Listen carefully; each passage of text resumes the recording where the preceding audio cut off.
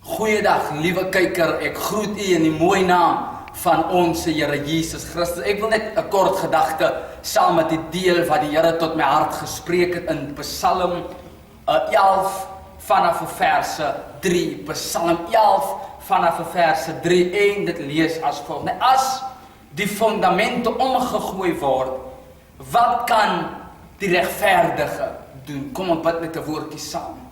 Vader, baie dankie dat ons die voorreg het om nou uit die woord van die Here te kan lees. Dankie vir die voorreg wat ons het om van u te hoor. Ek wil bid dat u hierdie kort gedagte in elkeen se hart sal seën. Hy wat nou na my luister, ek bid dat u deur die Gees met hom of haar sal spreek in die naam van Jesus Christus met baie danksegging en eer. Amen. Nou, liewe kyker, die Here het tot my hart gespreek in 'n tyd waarin ons leef en ons sien die chaotiese toestand waarin Suid-Afrika is. En weet jy, liewe kyker, ek het die Here gevra, Here, waarom is die toestand van Suid-Afrika so? Waarom is die toestand van die kerk so? En die Here het kragtadig tot my hart gespreek, net om in te lei. Daar is 'n gedagte in die woord van die Here wat praat oor waar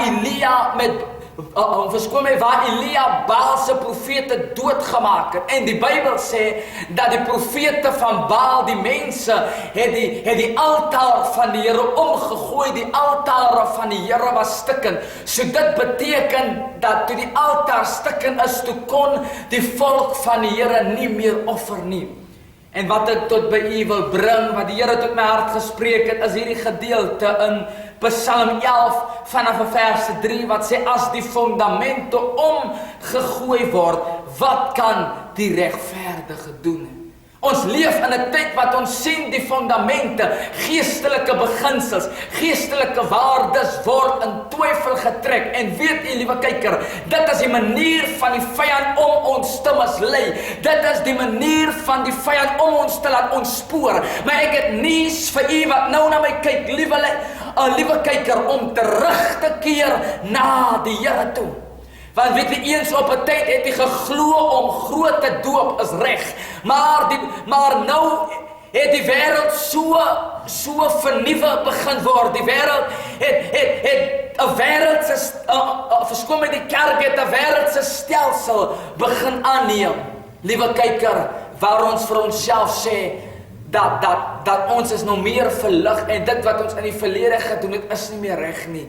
Maar dis die manier van die duiwel om die fundamente, om die geestelike beginsels, die geestelike waardes om te gooi.